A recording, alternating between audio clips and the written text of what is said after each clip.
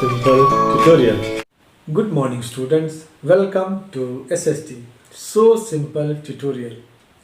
Dear students, in the previous session we discussed about pipelines. Today we are going to discuss the next topic, waterways. Students, people have started traveling a lot these days. They go by road, they go by rail, they go by air or even by sea. But do you know? People travel long distances even in those days when there were no trains or aeroplanes in India. Even though India is surrounded by sea on the three sides and the Himalayas in the north, but that did not stop Indians from interacting with the rest of the world. India had been in contact with the outside world commercially right from the ancient times. Since ancient times, man has been using water as a mode of transport, and so did India. We had sea trade even during the Harappan period. We even find its mention in the ancient Tamil literature, which says that merchants travelled far and wide and brought back riches, including Roman coins and even Roman wines. We know that sailors from India travelled along the monsoon winds to the Southeast Asia and to Arab countries to trade in fabrics and spices. So the point is, seafaring is not new to India. One byproduct of trade is that wherever the traders go, they leave their cultural footprints there. In return, they also bring home customs and cultures of distant lands. So let us begin the lesson with the merits of water transport. Waterways are the cheapest means of transport. Why? Because building of infrastructure like roads and bridges is not required. So there is no construction cost, no maintenance cost.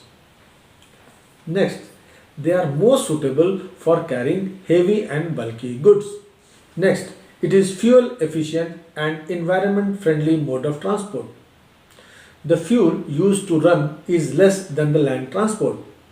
The boats or steamers, even if mechanized, consume much lesser fuel and do not pollute the environment. Students, waterways are basically two types, inland waterways and international waterways. International waterways comprise mainly the routes followed by ships in their journey across oceans and seas. They link important ports of the world.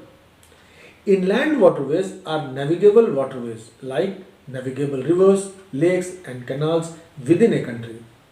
India has inland navigation waterways of about 14,500 kilometers in length. Out of these, only 5,685 kilometers are navigable by mechanized boats. Water transport in India has played a significant role in country's overall economy. Let us now see the waterways that have been declared as national waterways by the government.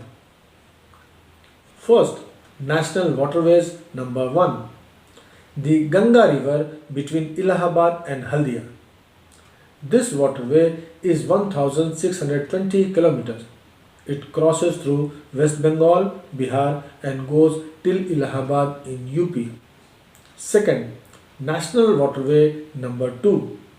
It lies between Sadia and Dhubri on the river Brahmaputra in Assam.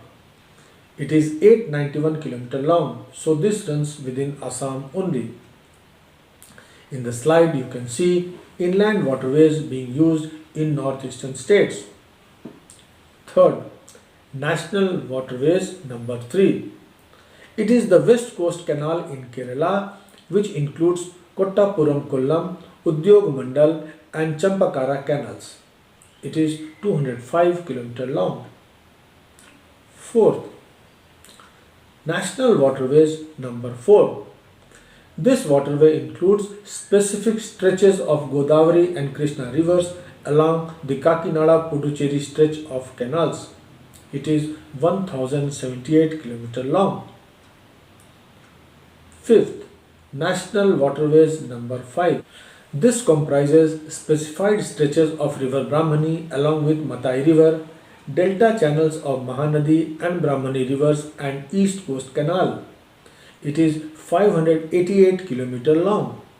So, these are five national waterways. Besides these, there are some other inland waterways on which substantial transportation takes place.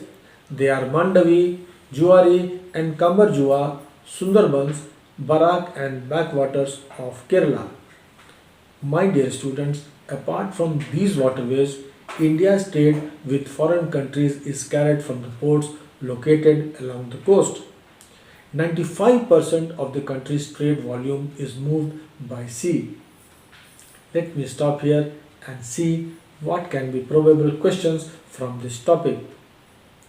1. What are waterways? State any two advantages. 2. Mention the names of the five national waterways in India. 3. Name any three waterways on which substantial transportation takes place. Students, now it is the time for you to read your textbook and prepare good answers to these questions. In the next session, we will continue with the next topic, major seaports. Till then, keep reading and have a nice time. Thank you.